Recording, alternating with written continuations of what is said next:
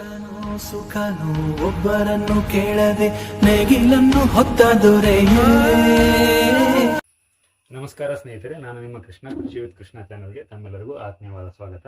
ನಮ್ಮ ಅಡಿಕೆ, ಕಾಳುಮೆಣಸು, ಬಾಳೆ ಮತ್ತು ಶುಂಠಿಯ ಮುಂದುವರೆದ ಸರಣಿ ಭಾಗದಲ್ಲಿ ಇವತ್ತು ಬಾಳೆ ಬಗ್ಗೆ ವಿಸ್ತೃತವಾಗಿ ಒಂದು ಅನಲೈಸ್ ಮಾಡಿ ಒಂದು ವಿಷಯನ ಚರ್ಚೆ ಮಾಡ್ಕೊಳ್ಳೋಣ.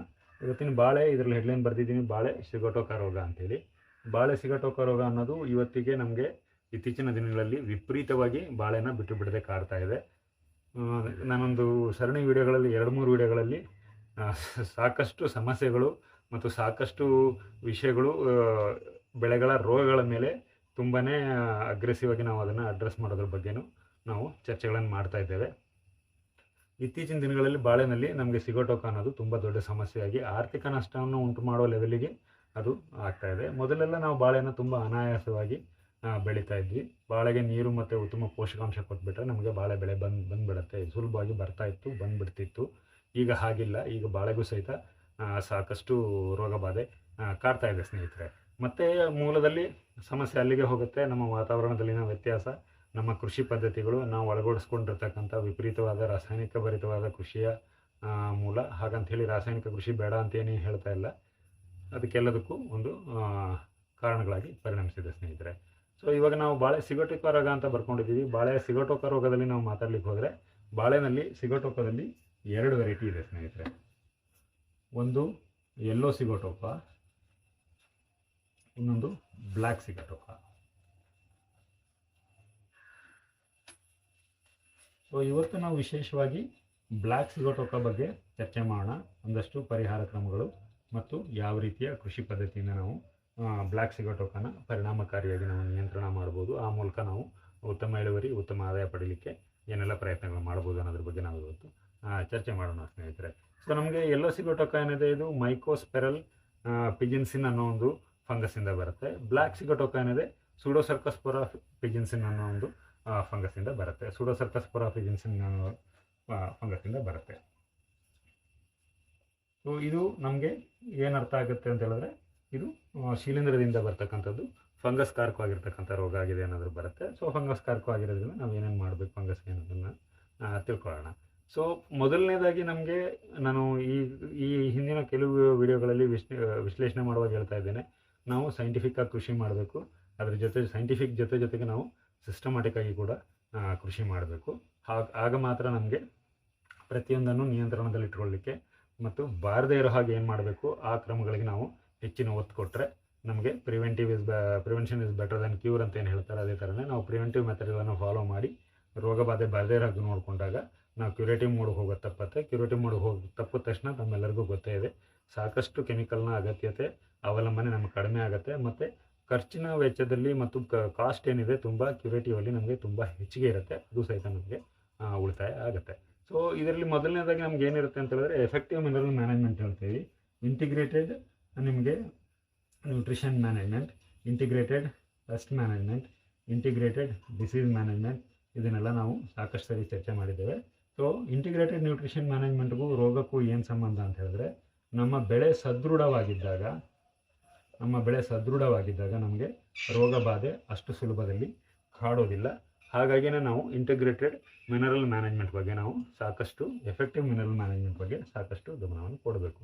ಸೊ ನಾವು ಮಿನರಲ್ ಮ್ಯಾನೇಜ್ಮೆಂಟ್ ಬಗ್ಗೆ ಗಮನ ಕೊಡಬೇಕು ಅಂದ ತಕ್ಷಣ ಏನಾಗುತ್ತೆ, ನ್ಯೂಟ್ರಿಷನ್ ಮ್ಯಾನೇಜ್ಮೆಂಟ್ ಬಗ್ಗೆ ಗಮನ ಕೊಡಬೇಕು ಅಂದ ತಕ್ಷಣ ಏನಾಗುತ್ತೆ, ದಯವಿಟ್ಟು ಎಲ್ಲ ರೈತರಿಗೂ ಮತ್ತೊಮ್ಮೆ ವಿನಮ್ರ ವಿನಂತಿ ಇದೆ.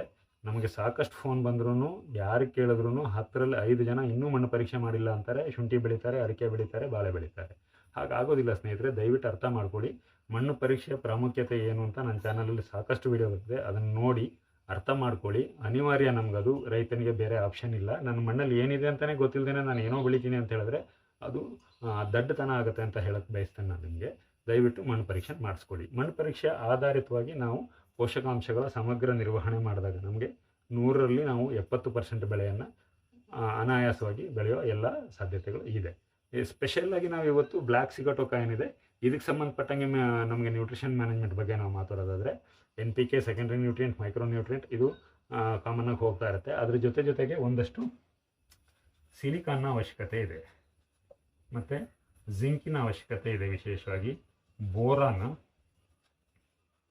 ಇದರದ್ದು ನಮಗೆ ವಿಶೇಷವಾದ ಅಗತ್ಯತೆಗಳು ಇದೆ.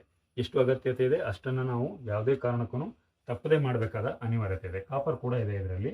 ಸೊ ನಾವು ಸಾಯಿಲ್ ಟೆಸ್ಟ್ ಮಾಡಲಿಲ್ಲ, ನಮ್ಮ ಮಣ್ಣಲ್ಲಿ ಇಲ್ಲ ಇವು, ಆದರೆ ನಾವು ಕೊಡಲಿಲ್ಲ, ಮೈಕ್ರೋನ್ಯೂಟ್ರಿಯೆಂಟನ್ನು ಕೊಡಲಿಲ್ಲ, ಸಮರ್ಪಕವಾದ ಪ್ರಮಾಣದಲ್ಲಿ ನಾವು ಕೊಡಲಿಲ್ಲ ಅಂದಾಗ ಈ ರೋಗ ಈಸಿಯಾಗಿ ತುತ್ತಾಗೋ ಸಮಸ್ಯೆ ಇದೆ. ಅಥವಾ ಈ ರೋಗ ಬಂದಾಗ ನಮಗೆ ಉಲ್ಬಣ ಆಗೋದು ತುಂಬ ಸುಲಭದಲ್ಲಾಗುತ್ತೆ. ಹಾಗಾಗಿ ನಾವು ಇದರ ಬಗ್ಗೆ ವಿಶೇಷ ಗಮನವನ್ನು ಕೊಡಬೇಕು. ಇನ್ನು ಮುಂದುವರೆದು ಇದರ ಲಕ್ಷಣಗಳನ್ನು ನಾವು ನೋಡೋದಾದರೆ, ಎಲೆ ಮೇಲೆ ಕಪ್ಪು ಚುಕ್ಕಿಗಳು ಬೀಳ್ತದೆ ಸಣ್ಣ ಸಣ್ಣಕ್ಕೆ. ಕಾಲಕ್ರಮೇಣ ಕಾಲಕ್ಕೆ ತುಂಬ ಸಮಯ ಏನು ತಗೊಳ್ಳೋದಿಲ್ಲ, ಇದು ತುಂಬ ಫಾಸ್ಟಾಗಿ ಕೆಲಸ ಮಾಡುತ್ತೆ. ಕಪ್ಪು ಚುಕ್ಕಿಗಳು ಬೀಳುತ್ತೆ. ಕಪ್ಪು ಚುಕ್ಕಿಗಳು ಕ್ರಮೇಣ ಕೂಡಿಕೊಂಡು ದೊಡ್ಡದಾಗುತ್ತೆ.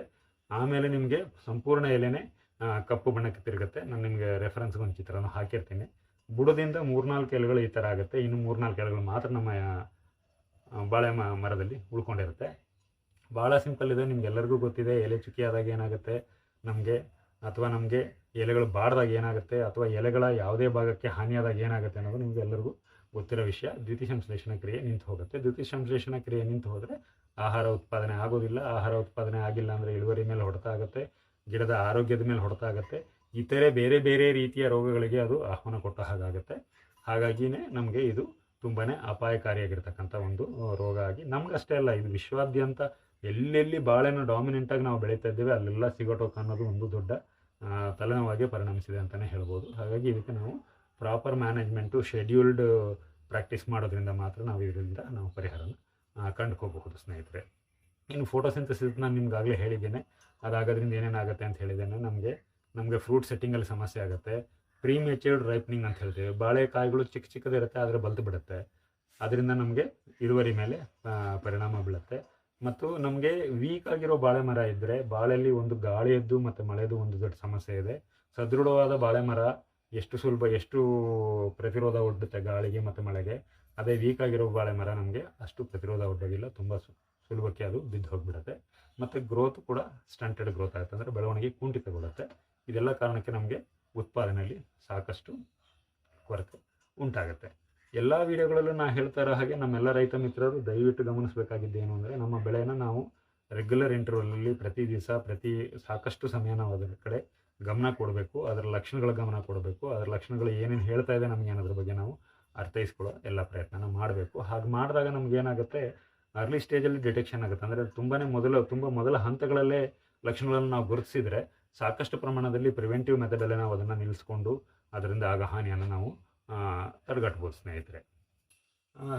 ಇದು ಲಕ್ಷಣಗಳನ್ನು ನಾವು ನಿಮಗೆ ವಿವರಿಸಿದ್ದೀವಿ, ಪರಿಣಾಮಗಳು ಏನೇನಾಗುತ್ತೆ ಅಂತ ವಿವರಿಸಿದ್ದೀವಿ.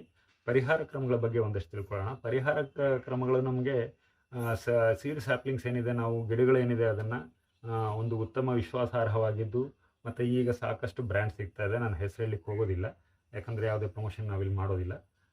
ಅಲ್ಲಿಂದನೇ ನಾವು ಅದನ್ನು ಸೋರ್ಸ್ ಮಾಡ್ಕೊಳ್ಳೋದು ತುಂಬ ಅನಿವಾರ್ಯ ಆಗಿದೆ. ಯಾಕಂತ ಹೇಳಿದ್ರೆ ಈಗ ಎಲ್ಲರೂ ನಾನು ಗಿಡ ಕೊಡ್ತೇನೆ, ನನ್ನ ಹತ್ರ ಟಿಶ್ಯೂ ಕಲ್ಚರ್ ಗಿಡ ಇದೆ, ನನ್ನ ಹತ್ರ ಅದಿದೆ ಇದಿದೆ ಅಂತ ಹೇಳೋರಿದ್ದಾರೆ. ಸಾಕಷ್ಟು ಮನೆ ಬಾಗಿಲಿಗೆ ಬಂದು ಕೊಡೋರು, ಮನೆ ಬಾಗಿಲಲ್ಲಿ ಬಂದು ಹೇಳೋರು, ಸಾಕಷ್ಟು ಸಮಸ್ಯೆ ಇದೆ. ಇದು ಆಗ್ರೋಕೆಮಿಕಲಲ್ಲೂ ಇದೆ, ಸ್ಯಾಂಪ್ಲಿಂಗಲ್ಲೂ ಇದೆ, ಸೀಡಲ್ಲೂ ಇದೆ, ಎಲ್ಲದರಲ್ಲೂ ಈ ಸಮಸ್ಯೆ ಇದೆ. ಹಾಗಾಗಿ ತುಂಬ ಜವಾಬ್ದಾರಿಯುತವಾಗಿ, ತುಂಬ ಕೇರ್ಫುಲ್ಲಾಗಿ ನಾವು ನಮ್ಮ ಪ್ಲಾಂಟಿಂಗ್ ಮೆಟೀರಿಯಲನ್ನು ನಾವು ಫೈನಲೈಸ್ ಮಾಡ್ಕೋಬೇಕಾಗತ್ತೆ. ಅದ್ರ ಬಗ್ಗೆ ವಿಶೇಷ ಗಮನ ಕೊಡಲೇಬೇಕು.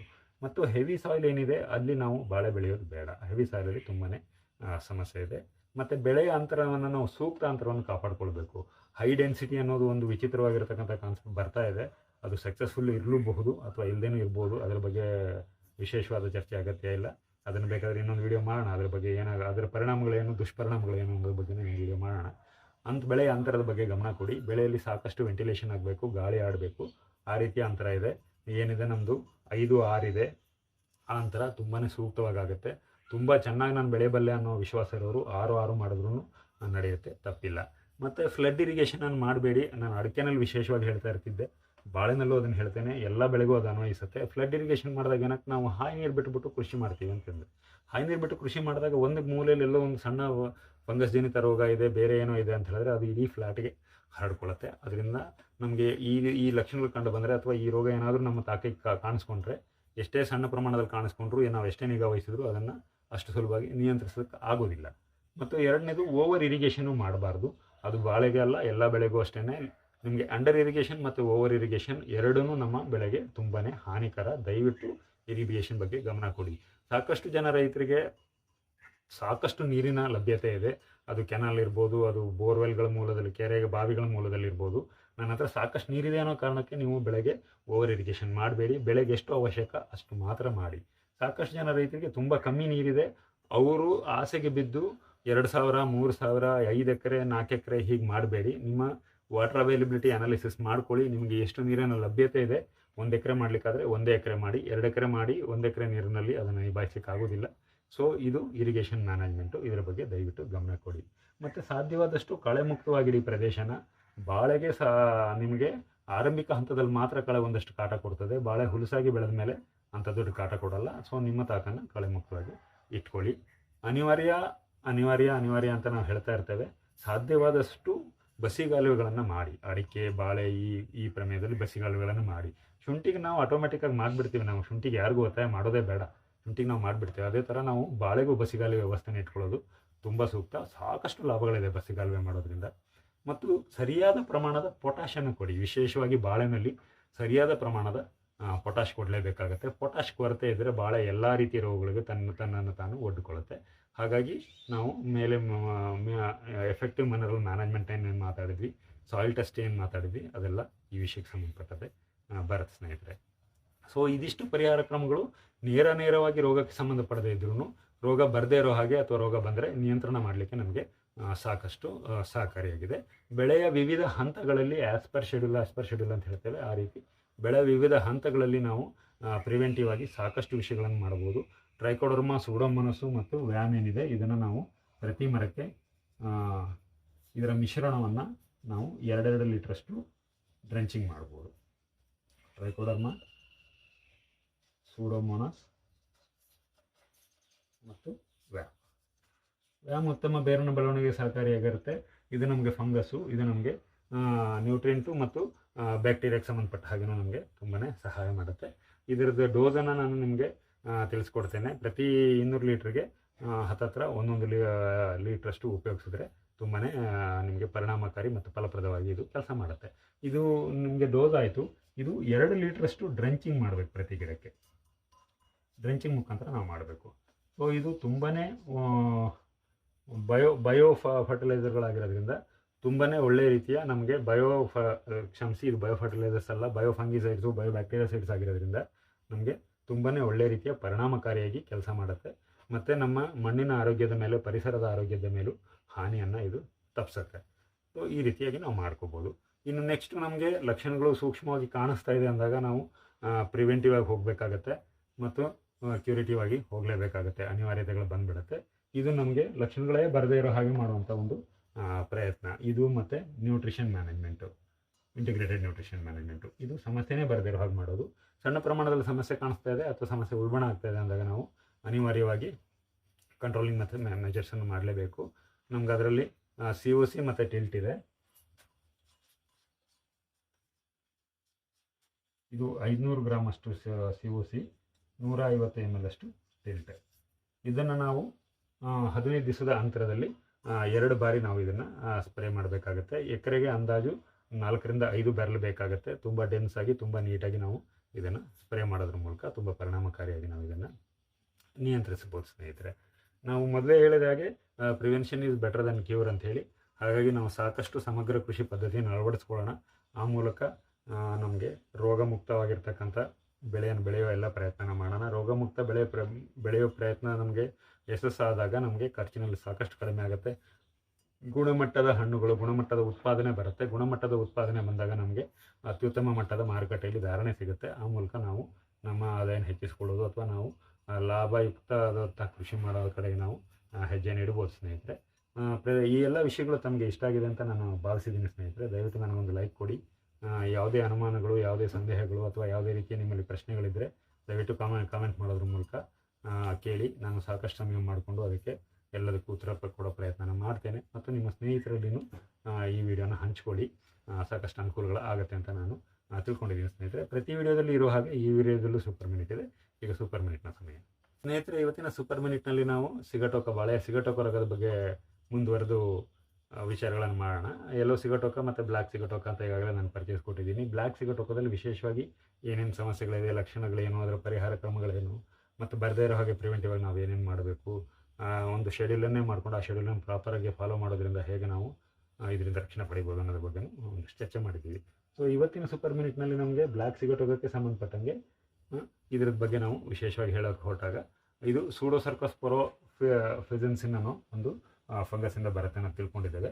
ಈ ಫಂಗಸ್ಸಿನ ವಿಶೇಷತೆಗಳು ಏನು ಅಂತ ತಿಳ್ಕೊಂಡು ಅದ್ರ ಮೇಲೆ ನಾವು ಗಮನ ಹರಿಸಿದ್ರೆ ಒಂದಷ್ಟು ಪರಿಹಾರಗಳು, ಒಂದಷ್ಟು ಸರಳ ಮತ್ತು ಸೂಕ್ತವಾದ ವಿಧಾನಗಳು ನಮ್ಗೆ ತಿಳಿದು ಬರ್ಬೋದು ಅನ್ನೋ ಕಾರಣಕ್ಕೆ ಇದನ್ನು ಮಾಡಿದ್ದೀನಿ. ಈ ಫಂಗಸ್ದು ಸಮಸ್ಯೆ ಏನು ಅಂತ ಹೇಳಿದ್ರೆ ಇದು ಪಾಲಿಸೈಕ್ಲಿಕ್ ಡಿಸೀಸ್ ಆಗಿ ಇದನ್ನು ಕನ್ವರ್ಟ್ ಮಾಡುತ್ತೆ. ಪಾಲಿಸೈಕ್ಲಿಕ್ ಡಿಸೀಸ್ ಅಂತ ಹೇಳಿದ್ರೆ ಏನು ಹೇಳ್ತೀವಿ ಅಂದರೆ ಇದು ಮಲ್ಟಿಪಲ್ ಮತ್ತೆ ಪದೇ ಪದೇ ಆಗ್ತಕ್ಕಂಥ ಒಂದು ವಿಧಾನದಲ್ಲಿದೆ. ಸೊ ಇದು ಏನಾಗುತ್ತೆ ಅಂದರೆ ಇದರ ರಿಪ್ರೊಡಕ್ಷನ್, ಈ ಫಂಗಸ್ಸಿನ ರಿಪ್ರೊಡಕ್ಷನ್ನೂ ಮಲ್ಟಿಪಲ್ ಟೈಮ್ ಆಗುತ್ತೆ. ಒಂದೇ ಸೀಸನಲ್ಲಿ ಅಥವಾ ಒಂದೇ ಕ್ರಾಪ್ ಪೀರಿಯಡಲ್ಲಿ ನಮಗೆ ಮಲ್ಟಿಪಲ್ ಆಗುತ್ತೆ ಅಂತ ಹೇಳಿದ್ರೆ ಒಂದು ಫಂಗಸ್ ಇದೆ, ಆ ಫಂಗಸ್ ತನ್ನ ರಿಪ್ರೊಡಕ್ಷನನ್ನು ಮುಗಿಸ್ತು, ಅದರಿಂದ ಆಗಿ ರಿಪ್ರೊಡಕ್ಟ್ ಆಗಿರೋದ್ರಿಂದ ಮತ್ತೆ ರಿಪ್ರೊಡಕ್ಟ್ ಆಗ್ತಾ ಇದೆ. ಇದೊಂದು ಸೈಕಲ್ ಇರುತ್ತೆ. ಆದರೆ ಇಲ್ಲಿ ಹಾಗಿಲ್ಲ. ಈ ಒಂದು ಫಂಗಸ್ಸು ರಿಪ್ರೊಡಕ್ಷನ್ ಮುಗಿಸ್ತು, ಮತ್ತು ಅಲ್ಲಿ ಫಂಗಸ್ ಜನರೇಟ್ ಆಯಿತು, ಅದು ರಿಪ್ರೊಡಕ್ಷನ್ ಮಾಡ್ತು. ಹಾಗಂತೇಳಿ ಇದು ಸುಮ್ಮನಿಲ್ಲ, ಇದು ಸಹಿತ ರಿಪ್ರೊಡಕ್ಷನ್ ಸ್ಟಾರ್ಟ್ ಮಾಡ್ತು ಅಂತ ಹೇಳಿದ್ರೆ ನಮ್ಗೆ ಏನಾಗುತ್ತೆ, ಮಲ್ಟಿಪಲ್ ಟೈಮ್ಸು ನಮಗೆ ಸಮಸ್ಯೆಗಳು ಕಣ್ಣೆದುರಿಗೆ ಬರಲಿಕ್ಕೆ ಶುರು ಆಗುತ್ತೆ. ಬರೀ ರಿಪ್ರೊಡಕ್ಷನ್ಗೆ ಅಷ್ಟೇ ಇದೆಯಾ? ಇಲ್ಲ. ಈ ರಿಪ್ರೊಡಕ್ಷನ್ ಆ ಪ್ರಮಾಣದಲ್ಲಿ ಆ ಥರದಲ್ಲಿ ಆಗೋದ್ರಿಂದ ನಮಗೆ ಇನ್ಫೆಕ್ಷನ್ ಕೂಡ ನಮಗೆ ಹಾಗೆ ಆಗುತ್ತೆ. ಈ ಫಂಗಸ್ಸಿಂದ ಇನ್ಫೆಕ್ಷಸ್ ಆಗೋದು ನಮ್ಮ ಪ್ಲ್ಯಾಂಟ್ಗೆ ಅದೇ ಥರ ಆಗುತ್ತೆ. ಅಂದರೆ ಏನಿದೆ, ನಾನೊಂದು ಕ್ರಮ ಈಗ ಕಂಡು ಬಂತು, ನಾನೊಂದು ಕ್ರಮ ವಹಿಸಿದೆ, ನನಗೆ ಆ ತೊಂದರೆ ನಿವಾರಣೆ ಆಯಿತು, ಅಲ್ಲಿ ಮುಗಿಲಿಲ್ಲ. ಯಾಕೆ ಅಂತ ಹೇಳಿದ್ರೆ ಅದು ಮತ್ತೆ ಇನ್ಫೆಕ್ಟ್ ಆಗ್ತಾ ಇರುತ್ತೆ. ಮತ್ತೆ ನಾನು ಆ ಪರಿಹಾರ ಉಪಾಯಗಳನ್ನ ಮತ್ತೆ ನಾನು ಮಾಡ್ತಾನೆ ಇರಬೇಕಾಗುತ್ತೆ. ಹಾಗಾಗಿ ಇದು ಮಲ್ಟಿಪಲ್ ಟೈಮ್ಸು ಅಥವಾ ಮಲ್ಟಿಪಲ್ ಆ್ಯಂಗಲಲ್ಲಿ ನಿಮಗೆ ಬಾಳೆಗೆ ತೊಂದರೆ ಕೊಡ್ತಾನೆ ಇರುತ್ತೆ. ಅನಿವಾರ್ಯವಾಗಿ ನಮ್ಗೆ ಏನಾಗುತ್ತೆ, ಆವಾಗ ನಾವು ಮಲ್ಟಿಪಲ್ ಲೆವೆಲ್ ಸ್ಪ್ರೇಗಳನ್ನು ಮಾಡಬೇಕಾಗುತ್ತೆ. ಮಲ್ಟಿಪಲ್ ಲೆವೆಲಲ್ಲಿ ಕಂಟ್ರೋಲಿಂಗ್ ಮೆಜರ್ಸನ್ನು, ಅದನ್ನು ನಿಯಂತ್ರಣ ಮಾಡಲಿಕ್ಕೆ ಏನೇನು ಕ್ರಮಗಳು ಕೈಗೊಳ್ಳಬೇಕು ಅದನ್ನು ಮಲ್ಟಿಪಲ್ ಟೈಮ್ಸ್ ಮಾಡಬೇಕಾಗುತ್ತೆ. 2 ಸರಿ ಮಾಡಿದರೆ ಮುಗಿಯುವಂಥ ಪ್ರಮೇಯ ಇದ್ದ ಪಕ್ಷದಲ್ಲಿ ನಮಗೆ ಬ್ಲ್ಯಾಕ್ ಸಿಗೋಟೋಕದೇನಿದೆ, ಇದು ಫಿಜೆನ್ಸಿನ್ ಫಂಗಸ್ಸಿಂದ ಏನು ಬರುತ್ತಿದೆ, ಇದು ನಮಗೆ ಪಾಲಿಸೈಕ್ಲಿಕ್ ಆಗಿರೋದ್ರಿಂದ ನಾವು ಬೆಳೆಯ ಜೀವಿತಾವಧಿಯ ತನಕನೂ ಅದನ್ನು ಕಂಟ್ರೋಲಿಂಗ್ ಮೆಜರ್ಸನ್ನು ನಾವು ಕಂಟಿನ್ಯೂ ಮಾಡ್ತಾನೆ ಇರಬೇಕಾಗುತ್ತೆ. ಹಾಗಾದ ಪ್ರಮೇಯದಲ್ಲಿ ನಮಗೆ ಖರ್ಚಿನ ಬಾಬತ್ತು ತುಂಬ ಮೇಲೆ ಹೋಗ್ತದೆ, ತುಂಬ ವೆಚ್ಚದಾಯಕ ಆಗುತ್ತೆ. ಆ ಕಾರಣಕ್ಕೇ ನಾವು ಇದನ್ನು ಪ್ರಿವೆಂಟಿವ್ನಲ್ಲೇ ತಡೆದು ಹಿಡಿಯುವ ಎಲ್ಲ ಕೆಲಸನ ಮಾಡಬೇಕು. ಪ್ರಿವೆಂಟಿವ್ನಲ್ಲಿ ತಡೆದು ಹಿಡಿಲಿಕ್ಕೆ, ಮ್ಯಾನೇಜ್ ಮಾಡೋದಕ್ಕೆ ಏನೇನು ಮಾಡಬೇಕು ಆ ಎಲ್ಲ ಕ್ರಮಗಳನ್ನು ನಾವು ಕೈಗೊಳ್ಳಬೇಕು. ಅದೇನೇನು ಅಂತ ನಾನು ಈ ಮೊದಲೇ ಈ ವಿಡಿಯೋದಲ್ಲಿ ವಿವರಿಸಿದ್ದೀನಿ. ರೋಗ ಬರದೇ ಹಾಗೆ ಮಾಡೋದೇ ತುಂಬ ಮುಖ್ಯವಾದ ನಮ್ಮ ಕೆಲಸ ಆಗಿದೆ ಇದರಲ್ಲಿ. ಇದು ಬಂದ ಮೇಲೆ ಸಾಕಷ್ಟು ಸಮಸ್ಯೆಗಳನ್ನು ಕೊಡೋದಂತೂ ಇದೆಲ್ಲ ವಿಷಯಗಳಿಂದ ನಮ್ಗಳಿಗೆ ಅರ್ಥ ಆಗುತ್ತೆ. ಸೊ ಈ ಎಲ್ಲ ವಿಷಯಗಳು ತಮಗೆ ಇಷ್ಟ ಆಗಿದೆ ಅಂತ ನಾನು ಬಯಸಿದ್ದೀನಿ. ಇದು ನಿಮ್ಮ ಕೃಷ್ಣ, ಕೃಷಿ ವಿತ್ ಕೃಷ್ಣ ಚಾನಲಿಂದ ಸೈನಿಂಗ್ ಆಫ್ ಗೆಳೆಯರೆ. ನಮಸ್ಕಾರ.